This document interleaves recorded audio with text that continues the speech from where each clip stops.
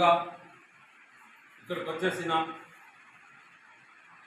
Congress party కార్యకర్తలకి, నాయకులకి, media సోదరులకి నా మనస్ఫూర్తిగా నమస్కారం.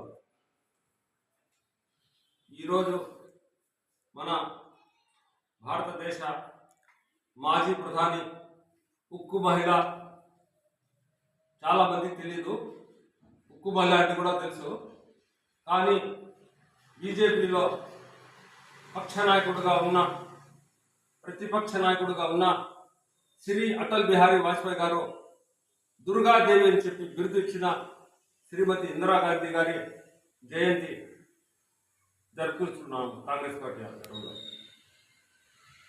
ఈరోజు చాలామందికి తెలియదు ఇందిరాగాంధీ అంటే ఎవరు, ఆమె చేసిన కారణాలు ఏంటి అని చెప్పి. ఒక విధంగా ఆలోచన చేస్తే ఎస్టీలకు 3 సెంట్ల నుంచి 5 సెంట్లు జాగా ఇచ్చింది ఘనత కాంగ్రెస్ పార్టీకి దక్కుతుంది. మన మాజీ ప్రధానమంత్రి శ్రీమతి ఇందిరాగాంధీ గారికి దక్కుతారు. ఆమె భారతదేశ ప్రజల కోసం ప్రాణాలు త్యాగం చేసింది. భారతదేశ ప్రజల కోసం ప్రాణాలు త్యాగం చేసింది.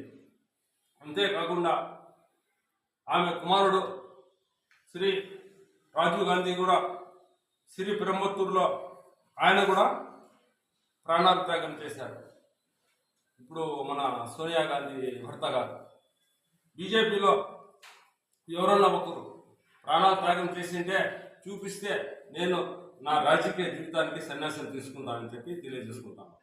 అంతేకాకుండా ఎస్సీలు, ఎస్టీలు, మైనార్టీలు, బీసీలు ముఖ్యంగా గుర్తుపెట్టుకోండి, మీకు రాజకీయంగా రిజర్వేషన్లో కల్పించే ఘనత కాంగ్రెస్ పార్టీదే, శ్రీమతి సోనియా గాంధీదే. ఒకటి మీరు గుర్తుపెట్టుకోవాల్సింది ఏంటంటే, చూడండి ఈరోజు ఎస్సీలకు ఏం గతి జరుగుతుంది, ఎస్టీలకు ఏం గతి పడుతుంది, అది చేస్తాండే బీజేపీ వాళ్ళు. మీరు ఎస్సీలు, ఎస్టీలు, బీసీలు, మైనార్టీలు ఒకటే గుర్తుపెట్టుకోండి, బీజేపీకు హటావ్, దేశ్కు బచానా అంటే కాంగ్రెస్ పార్టీకి అధికారంలో తీసుకొని రావాలి. మన రాహుల్ గాంధీ గారికి ప్రధాని చేయాలి. లేకపోతే మన యూపీలో ఏ విధంగా జరుగుతుందో ఆ విధంగా జరుగుతుందని చెప్పి నేను ఒక మీడియా ద్వారా తెలుపుకుంటున్నాను.